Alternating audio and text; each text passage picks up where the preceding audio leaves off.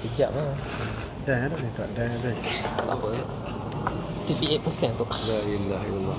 Kasih apa ni mungkin apa ada apa tau? Ada power bank? Apa ni? Apa? K2 ada apa kan? Apa bank tanya ni? Ha? Tak payah bawa. Tak tahu tu. Dia buat. Boleh masuk sila. Sila. Mestilah. Dalam Datuk punya phone charger. Tekan kat sini. Ha? Lah dia. Lah tekan kat mana? Itu dah lah. Tak. No, ni. Dah. Belum lagi. Ada lah. Tekan kat mana nanti Datuk ni? Dah tekan dah. Okey, boleh dah. Dah. Datuk tekan nanti ya. Okey. Baik. Ada semua mana? Cukup semua ni. Semua cukup dah. Itu. Ini nanti Pak Aid ambil aku ada semua nanti. Okey. Tak ya tu. Apa ni? Visio apa semua dah. Ada visio dah. Ya semua ada.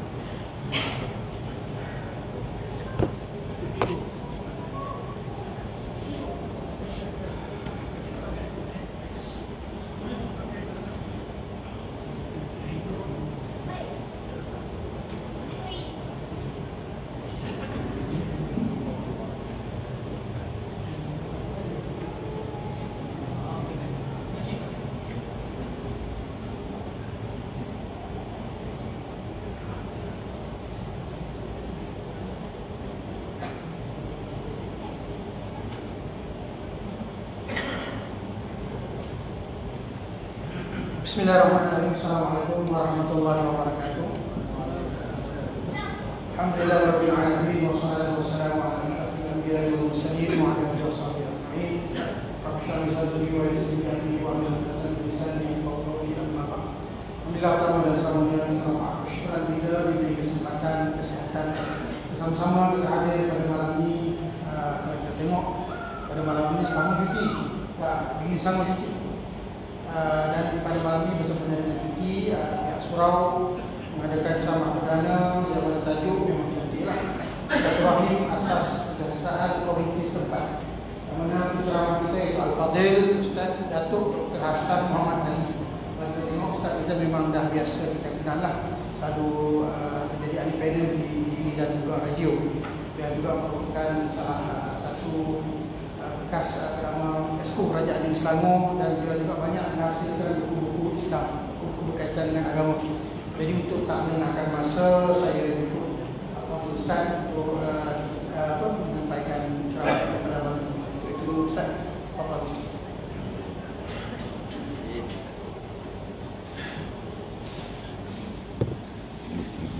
Tinggi tak? Boleh. Alhamdulillah.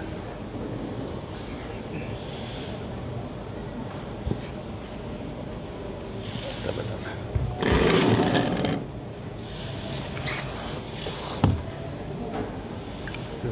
Ada orang lagi. Apa ni?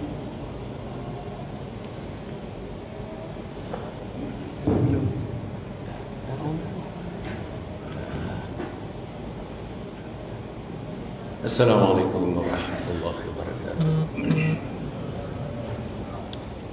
Alhamdulillah nahmaduhu wa nasta'inuhu wa nastaghfiruh. Wa na'udzu billahi min shururi anfusina wa min sayyiati a'malina. Man yahdihillahu fala mudilla lahu wa man yudlilhu fala hadiya lahu. Asyhadu an la ilaha illallah wa asyhadu anna Muhammadan 'abduhu wa rasuluh. Allahumma salli wa sallim ala sayyidina Muhammad wa ala alihi wa sahbihi wa dhurriyyatihi ajma'in. Subhanaka la ilma lana illa ma 'allamtana innaka antal alimul hakim. Wa la hawla wa la quwwata illa billahil aliyyil azim. Qala rabbi shrah li sadri wa yassir li amri wa hlul 'uqdatam min lisani yafqahu qawli. Qala Allah Ta'ala fi kitabil aziz, a'udzu billahi minasy syaithanir rajim. لا يستوي أصحاب النار وأصحاب الجنة أصحاب الجنة هم الفائزون. وقال الله تعالى يا أيها الذين آمنوا اتقوا الله حق تقاته ولا تموتن إلا وأنتم مسلمون. Faqala Rasulullah sallallahu alaihi wasallam, al-Islam ya'lu wa la yu'la alaihi. Sabda Rasulullah sallallahu alaihi wasallam. Yang dikasihi, yang berbahagia Tuan Imam Ustaz Abdul Latif, Tuan Imam yang mengimamkan kita sebentar tadi, saudara-saudara pimpinan Surau Jumaat Taman Cempaka Ampang ini, saudara anak-anak karya, teman-teman saya yang mengenali saya cara dekat dan cara jauh, tuan-tuan dan puan hadirin-hadirat yang dimuliakan Allah Subhanahu wa taala. Malam ni saudara ya, kita tengok di mana-mana pun saya selalu menyebutkan ini, tak berhenti saya sebutkan. Hari ini cuti, alhamdulillah bagus, kita banyak masa. Tadi Imam Guntur mengimamkan kita. Bila Imam Guntur menyebut waladhdallin,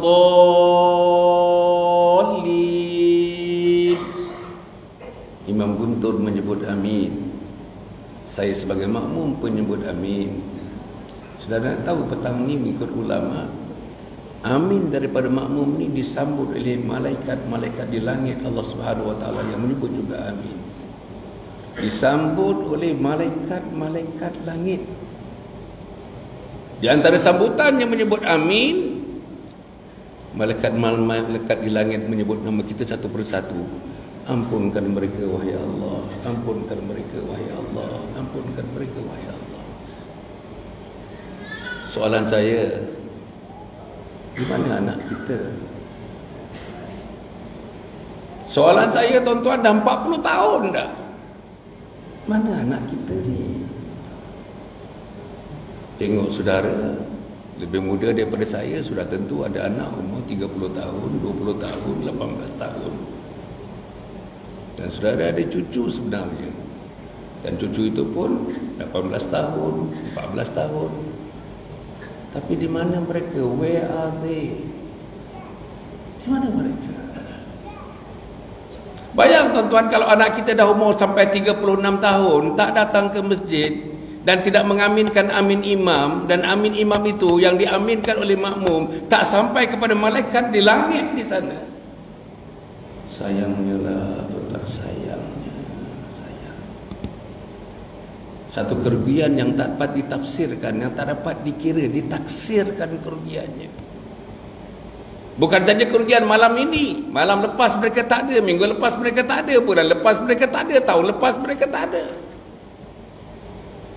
Saudara, saya nak memulakan sebelum cerita tentang jiran tetangga, sahabat andai, tentang cerita mengenai silaturahim ni semua ni. Saya nak ungkapkan satu cerita. Kira-kira dalam 6 bulan yang lalu, saya diminta memberi satu ceramah motivasi kepada sekumpulan guru. 86 guru, ada 6 tenaga pengajar, dan saya selalu sebut, ini live tuan-tuan. Live rakaman ni, saya punya TikTok pun live, saya punya Facebook pun live sekarang ini. Bersyarahlah saya, memberi kuliahlah saya, bermotivasilah saya. Depan saya ada cikgu-cikgu yang sangat berminat mendengar ceramah saya.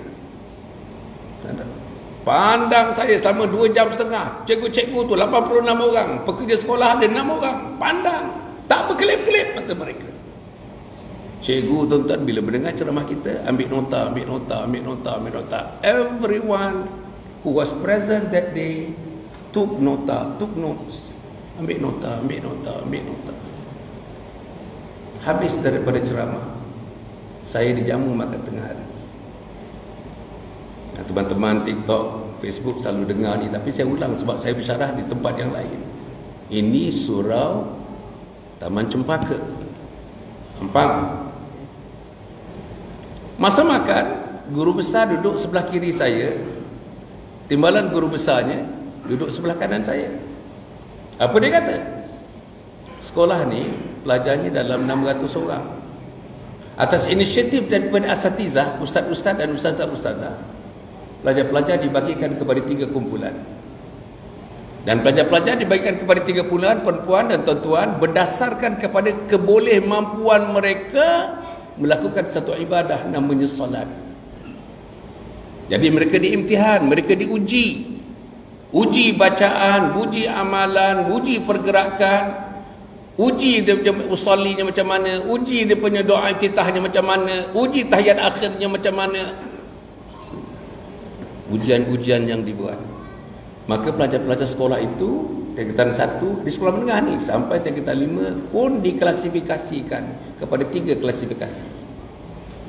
Klasifikasi yang pertama ialah pelajar-pelajar yang dijangka boleh melakukan solat setelah diimtihan, setelah diuji. Boleh baca, pergerakannya bagus, tumakninahnya bagus, tahiyat akhirnya bagus, memberi salam. Okey. Kategori yang kedua, ikut guru besar itu pengetua. Pasal sekolah menengah ni pengetua, sekolah rendah guru besar. Apa dia kata? Kategori yang kedua, boleh pun dia kata boleh, tak boleh pun dia kata tak boleh. 50-50. Some can, some cannot.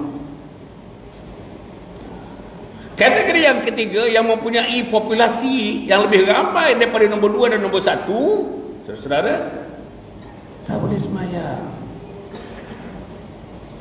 Tak tahu usalli pun tak tahu. Doa iftitah tak tahu.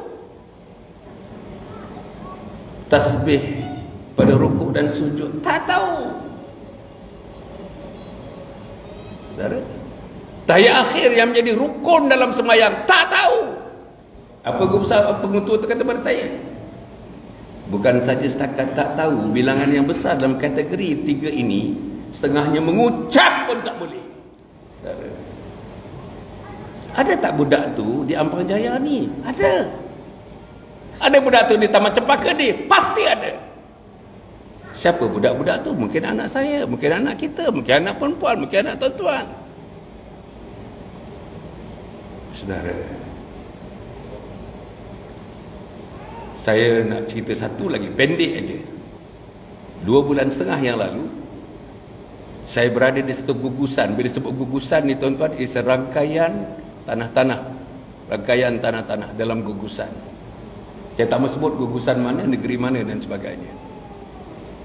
Saya akhirnya, kita 3 hari kat sana, hari yang ketiga, saya diberi ruang untuk memberi motivasi pada IPD. Tuan-tuan, IPD ialah polis, ibu pejabat polis daerah. Saya pun bagi ceramah mengenai integriti kepada polis-polis. Alhamdulillah, OCPD-nya turun, timbalan OCPD-nya turun, pegawai kanannya pun turun, bagus. Masa makan pun makan juga tengah hari. OCPD di sebelah, timbalan OCPD di sebelah. Apa dia cerita?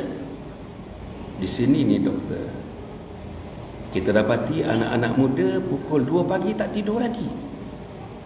Tuan-tuan, anak muda 2 pagi tak tidur lagi. Mereka berkumpul dalam kumpulan 10 orang, 15 orang dan sebagainya. Orang lain tidur. Mereka entah buat apa, bercerita sampai hujung-hujung pagi mereka bercerita.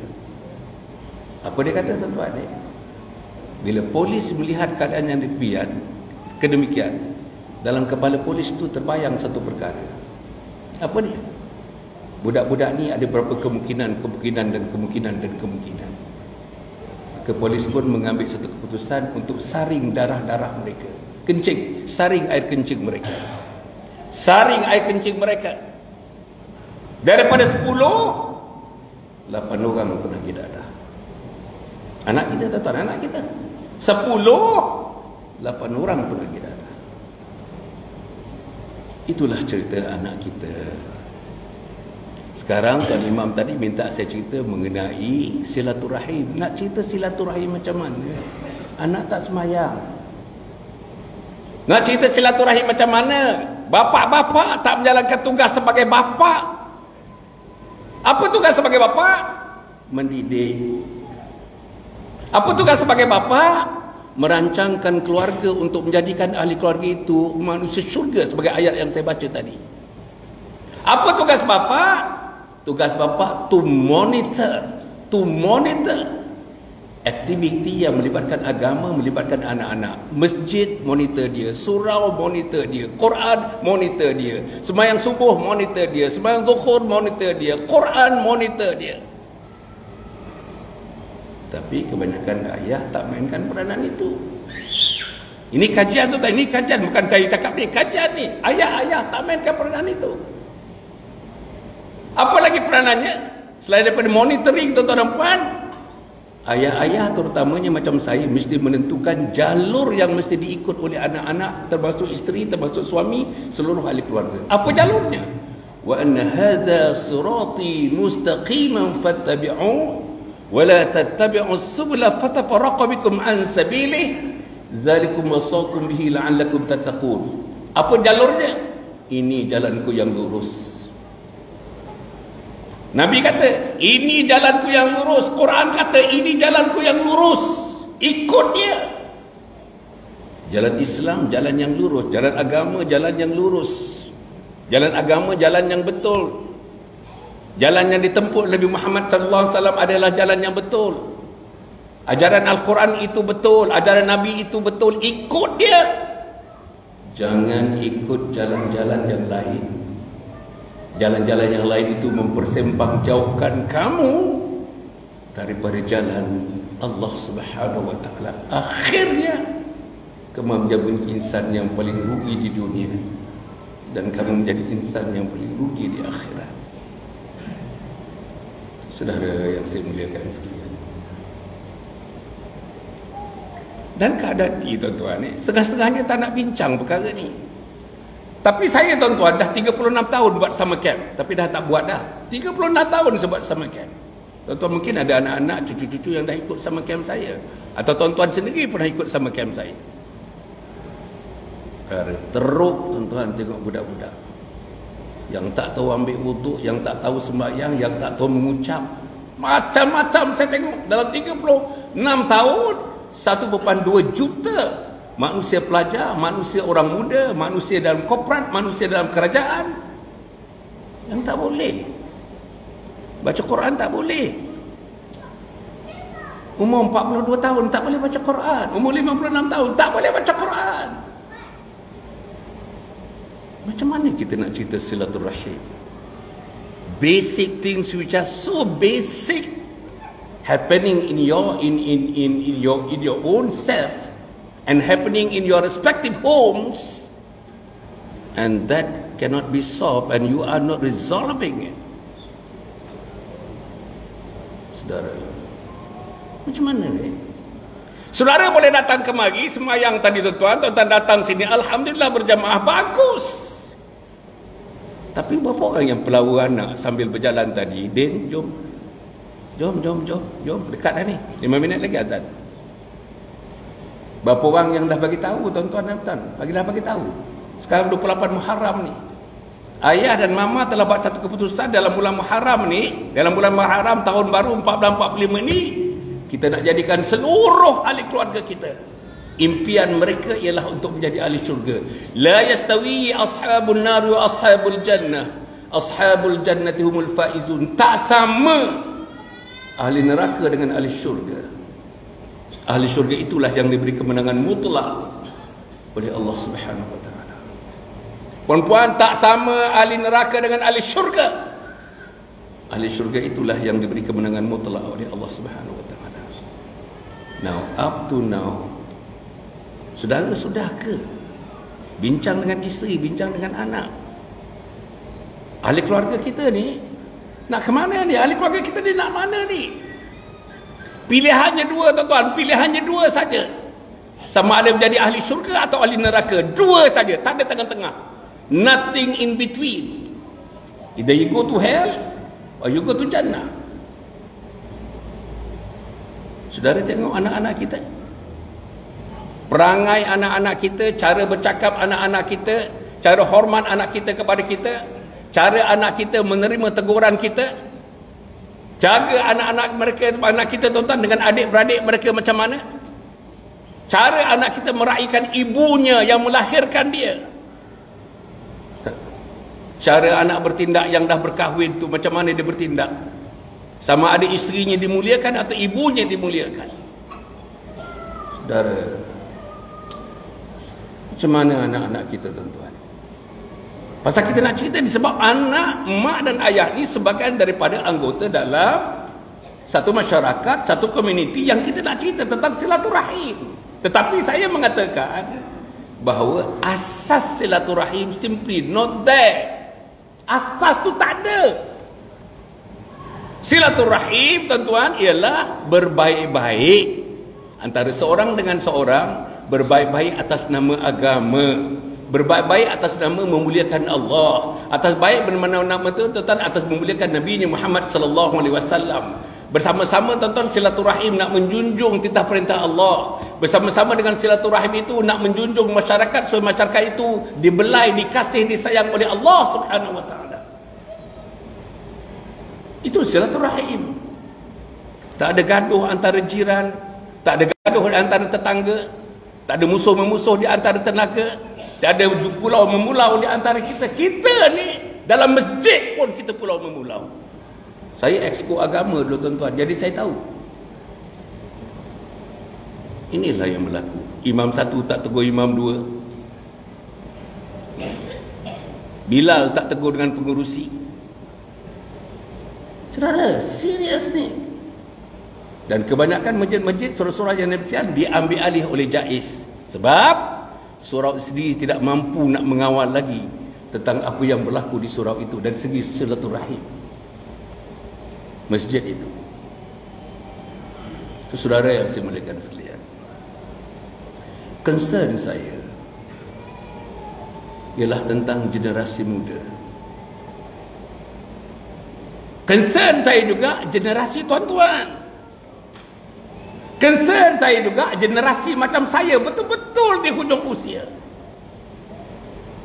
Saya sudah melewati usia Nabi. Nabi wafat 63 tahun. Saya 75 tahun. Saya 12 tahun melewati usia Nabi Muhammad sallallahu alaihi wasallam. Tapi Allah dah bagi saya, tuan-tuan, Allah dah bagi saya hidup 12 tahun lebih lama hidup daripada Nabi Muhammad sallallahu alaihi wasallam. Apa Allah nak? Bersedialah engkau, wahai Hasan. Bersedialah dengan ilmu agama. Bersedialah dengan ajaran agama. Bersedialah dengan amalan agama. Bersedialah untuk mendidik isteri dan anak-anak. Bersedialah untuk mendidik jiran tetangga dan sahabat andai. Bersedialah untuk menjunjung agama. Bersedialah untuk berkorbankan diri untuk agama. Bersedialah untuk berjihad menegakkan agama. Bersedialah untuk mendakwahkan agama. Saya nak tanya, tuan-tuan, daripada banyak yang sebutkan itu, tuan-tuan di mana? Persediaan tuan-tuan macam mana? Saudara yang saya muliakan sekalian, target kita ialah nak jadi ahli syurga. 28 hari bulan Muharram ni, tuan-tuan,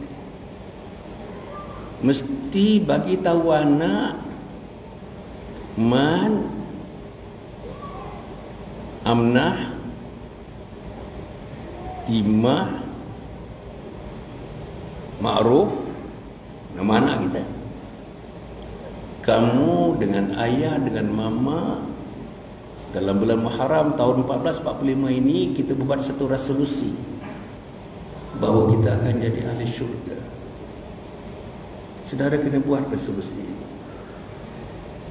Sebagai ayah, saudara kena buat resolusi ini. Nabi dah buat resolusi. Sebab resolusi Nabi ialah nak melihat hampir semua umatnya masuk syurga. Itu resolusi Nabi. Sebab itu perjuangan Nabi.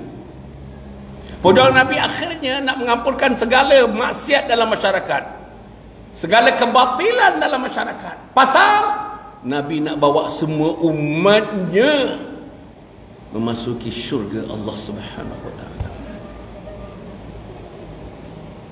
Bila Nabi tak ada, tugas kenabiannya diambil oleh Abu Bakar Siddiq. Sama aja. Lepas tu diambil oleh Umar bin Khattab. Sama saja. Lepas tu dia boleh ambil, saudara-saudara, selepas Umar bin Khattab, Osman bin Affan. Lepas tu diambil oleh Ali karamallahu wajhah. Sama, saling tak tumpah dengan perjuangan apa yang dibuat oleh Nabi Muhammad SAW being carried forward oleh Khulafaur Rasyidin. Tetapi pada terputus zaman kita, tuan-tuan, terputus tu. Pasal apa terputus? Saudara, antaranya tekanan hidup dalam dunia. dengan barang yang mahal, dengan berbagai sekolahnya mahal, transportnya mahal. Akhirnya ayahnya buat 2 kerja. Siang kerja dengan Dewan Bandaraya, malam tuan-tuan dan puan buat e-hailing. Pergilah kepada Foodpanda. Balik pukul 1 pagi. Pukul 1 pagi masuk tidur, tak sempat nak sembahyang pun.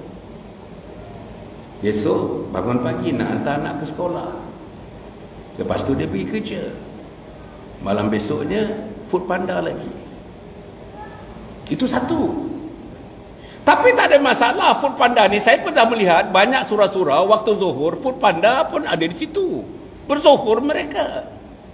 Grab ada di situ. Berzuhur mereka. Shopee ada di situ. Berzuhur mereka. AirAsia ada di situ. Berzuhur mereka. Tetapi yang berzuhur tak ada 1%. Tak ada 1% yang berzuhur.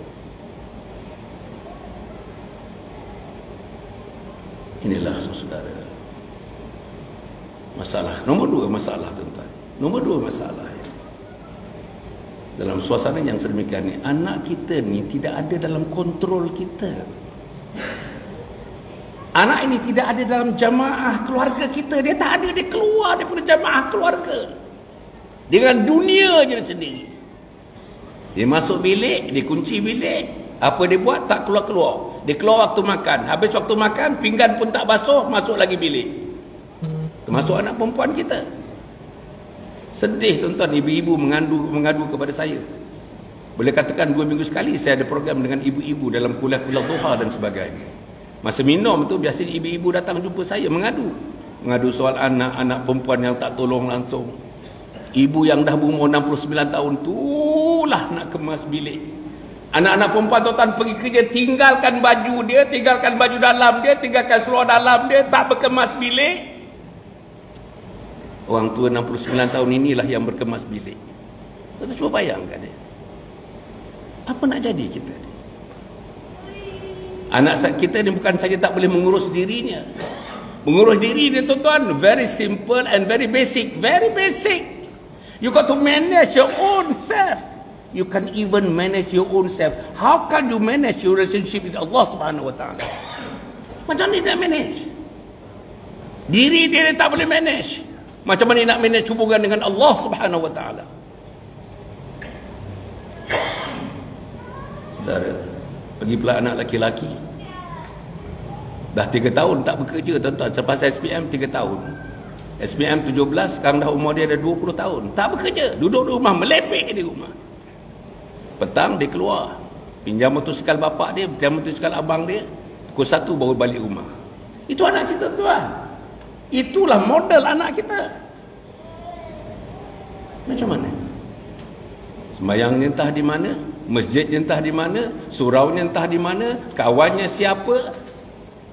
Kalau kawannya macam yang dikatakan tuan-tuan puan oleh OCPD yang mengatakan daripada 8 daripada 10 itu penagih dadah, kalau itu kawan mereka, saya nak bagi tahu puan-puan, ibu-ibu, ayah-ayah bagi tahu saya, kalau ada 1 orang anak daripada 6 orang, seorang tu baru cium gam aja tuan-tuan, cium gam, seluruh keluarga berada dalam keadaan setengah neraka tuan-tuan dan puan. Jangan tuan-tuan, jangan. Dan inilah yang berlaku. Nombor 3, saudara, selain daripada anak-anak ni ada dunianya masing-masing. They have got their own world. Berbeza dengan maknya, berbeza dengan ayahnya. Dan dia tak communicate. Anak kita tak communicate.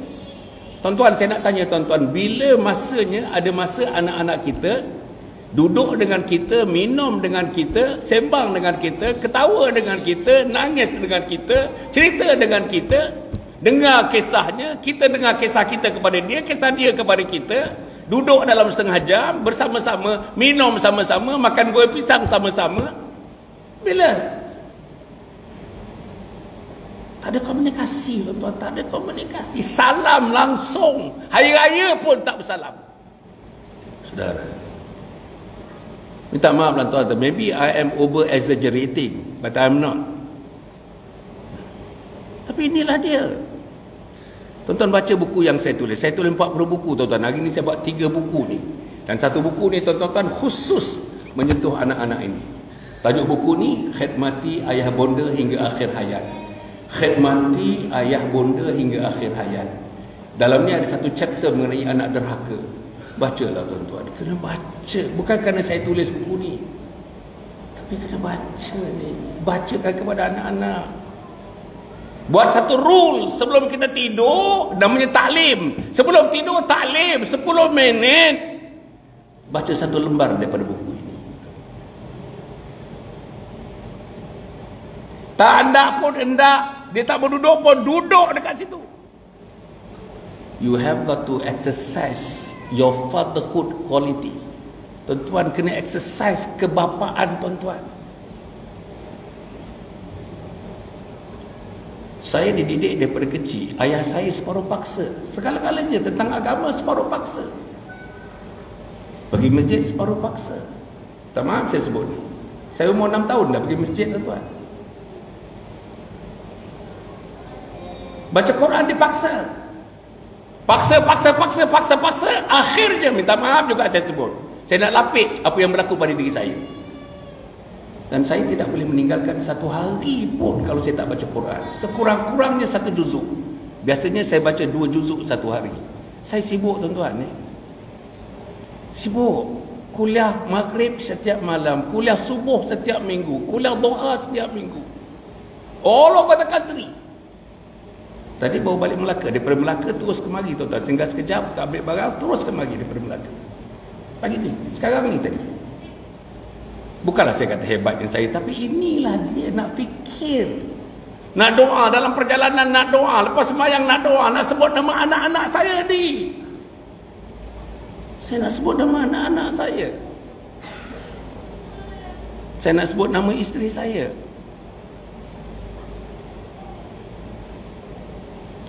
Saudara yang saya hormati sekalian. Sebab itu tuan-tuan ya, bila kita cerita mengenai silaturahim ni, saya tak tahulah anak kita tak berkomunikasi nak silaturahim apa. Anak kita dalam dunianya sendiri nak komunikasi, nak silaturahim apa. Anak kita tak pernah pandang muka kita. Pernah tuan-tuan, saya nak bagi tahu. Pernah tak anak kita tenong muka kita selama 2-3 minit? Tenong muka kita. Tenong muka kita. Sama ada kita sihat, dia tenong. Sama ada kita sakit ringan, dia tenong. Sama ada sakit berat, dia tenong. Nak tenong apa? Dia nak tenong apa? Pasal dia tak pernah jumpa satu hadis Nabi Muhammad sallallahu alaihi wasallam. Apa hadis tu? An-nazaru ila wajhil walidain ibadah. Melihat wajah mak dan ayah itu ibadah. Melihat wajah mak, melihat wajah mak dan ayah ibadah.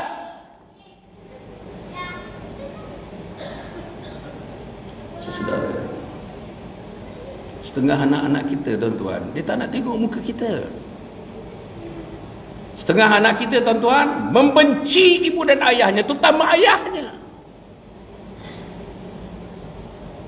Saya selalu sebut, tapi malam ni nak sebut lagi tuan-tuan. Masa saya buat summer camp dulu, ada seorang budak tingkatan 4. Habis summer camp 4 hari 3 malam, mereka kena tulis sikit satu warkah kepada mak, kepada ayah, kepada guru, kepada dirinya.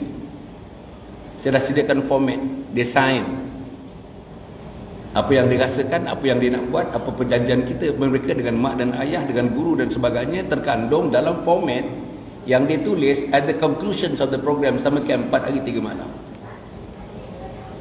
Tulislah apa saja nak tulis.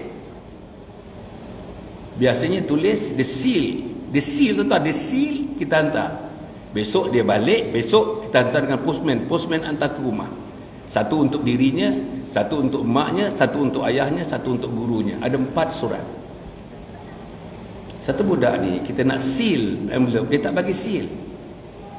Dia paparkan kepada kita. Dia cakap orang putih dengan kita.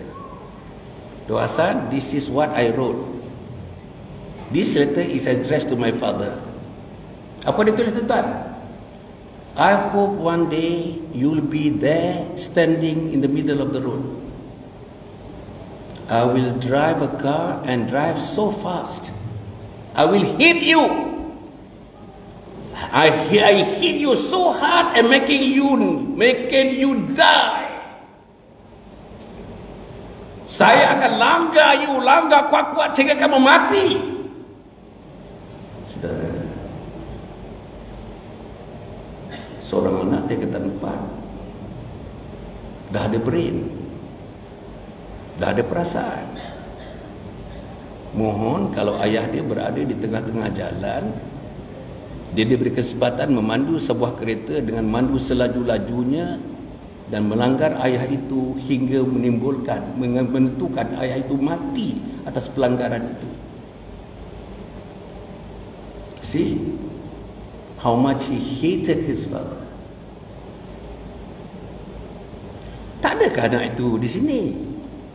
Ada. Tak adakah anak itu di rumah kita? Ada.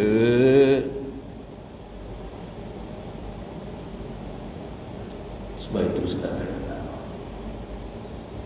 minta maaflah tuan-tuan kalau saya menimbulkan sikit malam yang berbahagia, malam 28 Muharram ini saya menimbulkan macam keraguan dalam kepala tuan-tuan.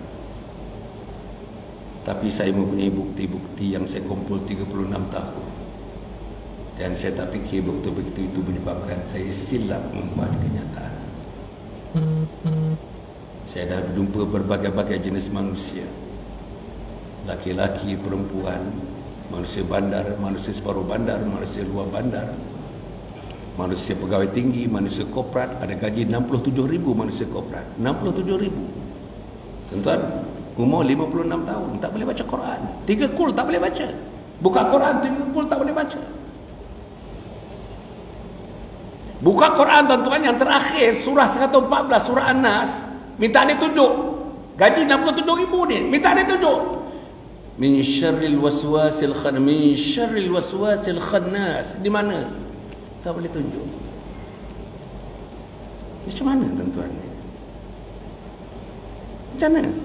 Ada tak manusia yang tak boleh baca Quran di sini? Ada. Ada tak orang tua yang lebih tua daripada yang dapat gaji 67,000 tu tak boleh baca Quran? Ada. Ada tak manusia yang tak kisah nak baca Quran? Ada. Ada tak manusia dah 8 tahun tak pernah pegang Quran? Ada. Ada tak manusia dah umurnya sudah 70 tahun, 40 tahun tak pernah pegang Al-Quran? Ada. Semana saudara? Sebab itu saudara yang saya hormati sekalian, saya buat isu ini sebab saya nak cerita kepada saudara tentang silaturahim. Silaturahim ni kasih sayang. Sebagai insan Muslim, kasih sayang kita ada dua jalur. Kasih sayang, kasih dengan Allah, kasih sayang, kasih dengan manusia.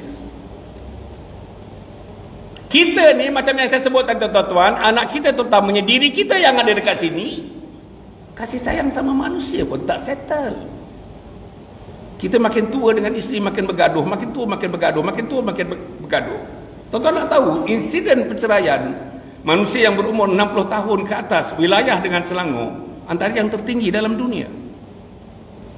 Saya dah beritahu begitu. Bercerai di hujung usia. 60 tahun bercerai. Saudara, macam mana? Makin tua makin tak sepahaman. Makin tua seorang duduk di dapur, seorang duduk di serambi. Makin tua makin tak ada komunikasi. Makin tua makin mencari kesalahan antara pihak-pihak. Makin tua makin tak ada apresiasi. Makin tua makin tak berasa mereka sudah dikhidmati dan mengkhidmati dan dikhidmati. Makin tua makin tak ada kehormatan antara kita suami dan isteri, isteri dan suami. Makin tua makin kita lepaskan tanggungjawab mendidik. Kita kena didik isteri kita sampai isteri kita, tuan-tuan, sebelum berada di liang lahat, kita didik isteri kita. Mesti. It is a matter of must. You have got to educate Tuan-tuan kena tarbiyahkan isteri kita sampai sebelum dia masuk ke liang lahat. Itu saudara yang saya muliakan sekalian. Kesian tuan-tuan perempuan-perempuan yang umur azan azan. Azan ke apa? Terus ke azan ni macam mana? Azan. Azan azan. Biasa di sini azan. Saya ikut yang biasa. Dah azan dah. Sekarang azan, orang azan.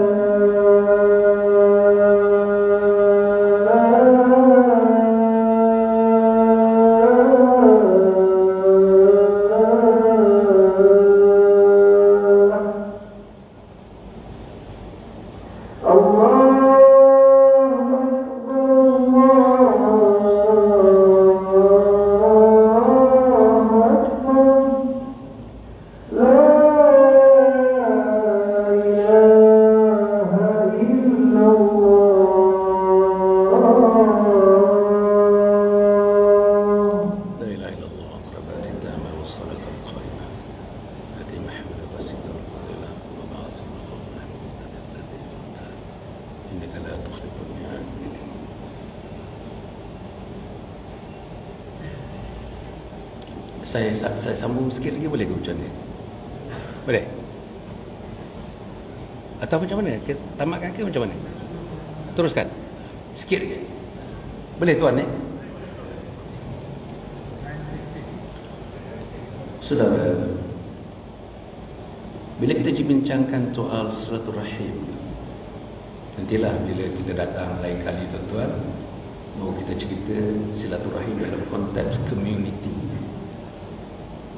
Saya nak cerita silaturahim daripada tadi ialah dalam konteks unit-unit keluarga yang merupakan unit asas.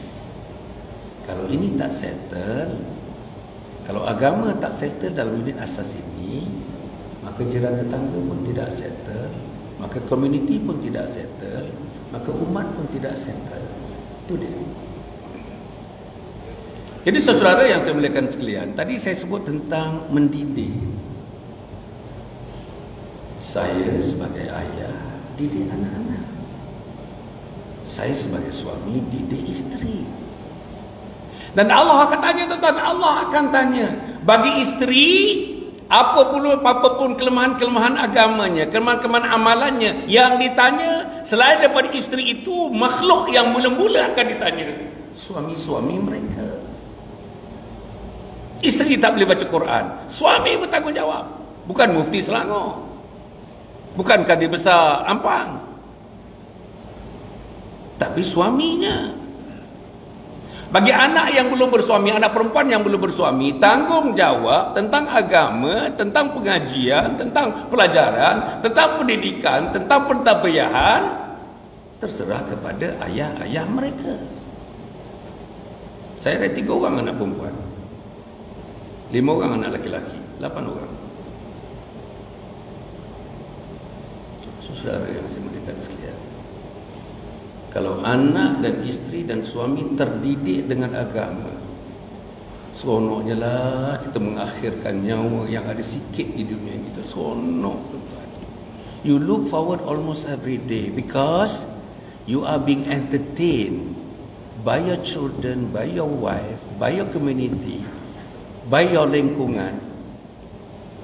Dan kita merasakan entertainment manusia itu disambut dengan entertainment. Allah akan entertain kita di akhirat nanti, sebab kita memuliakan agama Allah, mengangkat martabat agama Allah, kita mendakwahkan agama Allah, kita berkorban untuk agama Allah. Seluruh keluarga dijalin atas usaha mengangkat martabat agama Allah Subhanahu wa taala. Macam mana kita cerita nak bantu agama, tuan-tuan? Ya ayyuhallazina amanu in tansurullaha yansurkum wa yusabbit aqdamakum. Wahai orang yang beriman, bantu agama Allah. Wahai orang yang beriman, majukan agama Allah. Wahai orang yang beriman, makmurkan agama Allah. Nescaya Allah akan membantu kamu. Pasti Allah akan membantu kamu. Macam mana Allah nak bantu kita? Tak semayang. Macam mana Allah nak bantu kita? Tak baca Quran. Macam mana Allah nak bantu kita? Tak bangun pagi pukul 8. Macam mana Allah nak bantu kita? Tuan-tuan, kita tidak pernah bermunajat di hadapan Allah. Macam mana Allah nak bantu kita? Kita tidak pernah berzikir menyebutkan kebesaran Allah. Bila agak anak-anak kita menyebutkan Subhanallah 33 kali, Alhamdulillah 33 kali, Allahu Akbar 33 kali, La hawla wa la quwata illa billahil aliyil azim 33 kali, Astaghfirullahalazim 33 kali. Bila?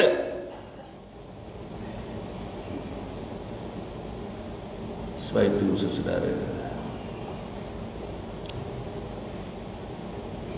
bila sebut lagi tentang mendidik ini, saya mengatakan satu kewajipan bagi saya, bagi teman-teman semua sekali yang saya sayangi, tuan-tuan yang saya kasih, tuan-tuan semua di sini. Saya bawa tajuk ni malam ni, tuan-tuan dan puan, khusus kepada keluarga ni. Pasal saya sayang keluarga. Saya dulu, masih sekarang ada lagi Akademi Keluarga Bahagia Malaysia. Tuan-tuan ingat tak? Akrab. Saya lah tu, tuan-tuan, 40 tahun yang lalu. Akademi Keluarga Bahagia Malaysia. Saya mula-mula dah bukan akademi nak selamatkan keluarga. 40 buku saya tulis, kebanyakan tentang keluarga. Bila saya pergi di mana-mana, tuan-tuan, pergi di Perlis ke, pergi di Johor ke, pergi Sabah Sarawak ke, pergi Singapura ke, pergi Brunei, doktor dia kata, buku-buku yang doktor tulis tu, tema tips-tips, dia kata tips. Saya tulis buku tak ada tipsnya, hujung-hujung tak ada tips. Saya ikut tips satu persatu, doktor, satu persatu. Saya ada 4 orang anak, 2 orang jadi doktor, 1 orang doktor pakar, 1 orang engineer, 1 orang arkitek. Allah, hari-hari sebelum pergi kerja, masa datang balik ke rumah dengan isteri anaknya, dia mesti jumpa saya, mesti peluk saya, mesti salam saya, mesti cium tangan saya, mesti peluk saya, mesti cium dahi saya, mesti bisik, I love you mama, I love you mama, I really love you mama. Saudara, mana dia dapat? Dari bersama camp saya. Bila anak kita peluk kita? Saya selalu bagi tahu, kadang-kadang orang mati, tuan-tuan dan puan, jom main-main. Masa nak tanam, buka daripada surau tu, buka dah semayang semua, buka muka. Main. Cium mak. Nak cium mak apa? Mak dah mati. Mak bukan ada perasaan. Mak dah mati. Seluruh sensasnya dah tak ada dah. Tak ada apa dah. Peluk masa dia hidup ni, masa dia hidup. Sayang masa dia hidup. Peluk masa dia hidup, cium masa dia hidup, bisik masa dia hidup. Inilah pokok silaturahim. Saudara yang bersedia, tuan-tuan dengar hadis ini, memang daripada dulu sampai sekarang diulang. Apa dia? idza mata al-insan ta'a amaluhu ila min thalathah min sadaqatin jariyah wa ilmin yuntafa'u bih wa walidin salihin yad'u lahu. Mati seseorang itu maka terputuslah amalannya kecuali 3 perkara: sedekah jariah, ilmu yang dimanfaatkan, yang ketiga ni saya tekankan, doa anak yang saleh, anak yang salihah. Perempuan mati besok ditanam bertemu dengan munkar dan nakir.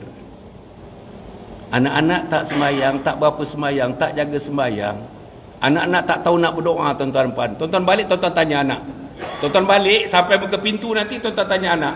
Panggil dia, yang duduk bilik pun panggil, yang tengah tengok TV pun panggil. Panggil sekejap aja. Ayah nak dengar, Hasan Ali suruh minta semak ni, nak dengar. Macam mana doa kepada ibu dan ayah yang telah meninggal? Sebutkan doanya. Saya yakin 4 orang anak 044 yang boleh baca doa itu. Macam mana? Siapa nak berdoa? Tuan-tuan, siapa nak berdoa? Ulama menyebutkan pada hari Khamis petang Jumaat, tuan-tuan dan puan, roh-roh yang berada di kubur itu akan bangun menghadap ke kiblat. Tangan buat macam ni, tuan-tuan dan puan, sampai merintih, bercucur-cucur air mata, merintih dia. Mana doa anakku? Mana doa anakku? Ya Allah, mana doa anakku? Aku dah mati 20 tahun. Mana doa anakku? Saudara, saya sebutkan ini, tuan-tuan, supaya kita mengambil 28 Muharram ini sebagai satu batu tanda, sebagai hari bercutanda dan malam bercutanda dalam hidup kita. Kita nak merubah satu kehidupan atas nama silaturahim. Merubah malam ini 28 Muharram, kita nak jadikan diri kita, isteri kita, anak-anak kita, cucu-cucu kita insan-insan syurga Allah Subhanahu wa taala dengan mengamalkan amalan-amalan ahli syurga. Dan kita hendak anak-anak inilah, tuan-tuan, saya nak minta maaf ni dengan diri saya. Mak saya dekat 20 tahun, bapa dekat 20 tahun meninggal dunia. Rasanya lah saya tak pernah tak sebut nama mereka. Selepas doa dan waktu solat, tak pernah saya tak sebut nama mereka. Waktu tahajud tak pernah saya tinggalkan mereka. Saudara, kenapa? Ayah saya didik saya, mak saya didik saya.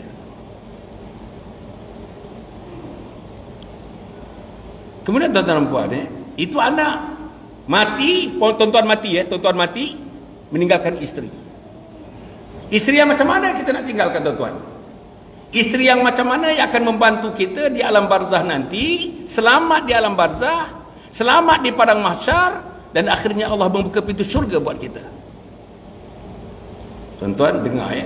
Betul, ini pun biasa tuan-tuan dengar. Iza salatil mar'atu khamsaha wa shamat syahraha wa hafizat farjaha wa ata'at zawjaha qila laha dukhulil jannah min ayyi abwabil jannati syi'. Jika seorang wanita salat 5 waktu, puasa bulan Ramadan, patuh kepada suaminya, menjaga kehormatan dirinya, dan ketika kamu melakukan semua itu, nescaya akan dikatakan kepada kamu, persilakanlah kamu masuk syurga daripada pintu mana sahaja yang kamu inginkan. Kita mesti tinggalkan isteri yang macam ini, tuan-tuan. Tuan-tuan mati, saya akan mati ni, tuan-tuan mati. Tuan-tuan pun akan mati ni. Kita mesti tinggalkan isteri yang solat, isteri yang puasa, isteri yang patuh kepada suami, isteri yang jaga kehormatan. Sampai satu peringkat isteri-isteri ini, tuan-tuan, dibawa oleh malaikat ke pintu syurga. Sampai ke pintu syurga, malaikat bagi tawaran kepada mereka, wahai wanita, wahai perempuan, engkau pilihlah atas kehendak engkau sendiri pintu syurga mana yang kau nak masuk. Kita kena tinggalkan isteri yang sedemikian, tuan-tuan, atas nama silaturahim. Tapi macam mana kita nak tinggalkan isteri ini? Kita tak kisah. Berapa orang yang tahu isteri kita boleh baca Fatihah atau tidak boleh baca Fatihah? Berapa orang yang sudah imtihan? Berapa orang yang sedang uji Fatihah isteri kita? Berapa orang yang sudah tasmik bacaan Fatihah isteri kita? Berapa orang dalam hidupnya Sentiasa berada di hadapan. Kalau hujan sembahyang di rumah, isteri menjadi makmum di rumah. Inilah saudara perkara yang kita kena ambil perhatian. InsyaAllah mudah-mudahan tuan-tuan dan puan, saya nak tinggalkan satu pesan kepada tuan-tuan. Macam mana nak keluar dengan masalah ini? Macam mana nak keluar dengan masalah ini? Yang pertama, tuan-tuan dan puan, tak ada cara lain. Saya dah belajar, tuan-tuan. Dunia pun saya belajar. Saya ada PhD, tuan-tuan. 7 tahun saya belajar, dapat PhD. 25 tahun saya belajar. Masters di Amerika, PhD di Amerika Syarikat. Belajar. Tak berhenti belajar. Saudara-saudara, saya nak bagi tahu. Saya ada PhD di depan Allah. Besok nak berjumpa dengan muka nakir, PhD saya tak laku. Saya kena bawa sijil iman. Saya kena bawa sijil taqwa. Saya kena bawa sijil ihsan. Tak laku PhD saya. Tapi ada orang, tuan-tuan dan puan, barulah dalam 2 tahun yang lepas, tuan-tuan dan puan, saya bagi satu sesi kepada profesor je. Profesor, full profesor. Ramai tuan-tuan dan puan yang online, yang offline pun ada, yang online pun ada. Profesor-profesor. Makan, dia bagi makan dekat saya masa makan. Agaknya profesor tu sedar. Dia ada dua PhD. 2 PhD, tuan-tuan. Tadi mengaku depan saya. Saya ada 2 PhD. Saya baca 1000 buku. PhD pertama 1000 buku. PhD kedua 1000 buku. Tapi dia mengaku depan saya, Quran saya tak boleh baca, doktor. Macam mana? Inilah saudara yang kita kena fikirkan. Mudah-mudahan kita nak tinggalkan isteri kita. Isteri kita, tuan-tuan, kita nak tinggalkan dengan satu pemberian dan satu gift, satu hadiah kepada isteri kita. Apa hadiah kepada isteri kita? Usaha bersama dengan mereka untuk menjadikan mereka ahli syurga Allah Subhanahu Wa Taala. Apa hadiah kepada anak-anak? Atas usaha kita, atas didikan kita, ada keprihatinan kita, atas kepimpinan kita, anak kita menjadi ahli syurga Allah Subhanahu Wa Taala. Dan saya nak tutup, tuan-tuan, besok. Apa nak buat? Tak ada cara lain. Cara yang pertama untuk anak, untuk isteri, untuk diri kita ni, 28 Muharram ni, bersama dengan 14 hari bulan Ogos ini, tuan-tuan dan puan, besok pagi kita mengambil satu langkah. Apa dia? Besok pagi, suami, isteri, mak, ayah dan anak-anak yang sudah akil baligh masuk kereta, datang surau Al-Falah, Taman Cempaka. Besok mula. Datang surau Al-Falah, Taman Cempaka, besok mula. Tak payahlah, tuan-tuan. Tak payahlah bawa jumpa psikiatris. Tak payahlah bawa jumpa psikologis. Tak payah. Sini tempatnya, tuan-tuan. Inilah Universiti Iman. Inilah Universiti Taqwa. Inilah Universiti Pembinaan. Inilah universiti untuk memberikan, tuan-tuan dan puan, pendidikan, tarbiyah. Inilah tempat. Tak ada tempat yang lain. Tak payah dah. Besok start motosikal. Pastikan anak ada, isteri ada, suami ada. Anak yang berumur 14 tahun, 13 tahun yang sudah akil balik, bersama dengan kita. Besok kita akan robah kehidupan kita. Kalau tak berubah besok, lusa tak berubah. Tak berubah besok, itulah tak berubah. Bulan depan tak berubah, tahun depan tak berubah. Sampai malaikat maut mencabut nyawa kita pun, kita berada dalam keadaan yang tidak berubah. Status quo sepanjang panjangnya. Nombor 2, sikit aja lagi nombor 2, tuan-tuan dan puan, jangan tinggalkan surau Al-Falah. Sinilah. Masa lapang datang sini. Jumpa ni Ustaz Guntur, jumpa Ustaz Latif. Semak Quran. Semak Fatihah. Kalau tuan-tuan tak pernah tasbih Fatihah, mana kita tahu kita boleh baca Fatihah? Mana kita tahu bahawa makhrajnya betul disebut, huruf-hurufnya betul disebut? Tak betul baca Fatihah, tak belajar nak membetulkannya, tak sah sembahyang. Ada ulama mengatakan satu huruf tidak betul disebut dan tidak cuba untuk memperbaiki, untuk menyebut yang betul, tak sah sembahyang. Walaupun satu huruf. Fatihah, rukun, syarat sah, wajib kepada salat. Maka sebab itu saudara, yang ketiga,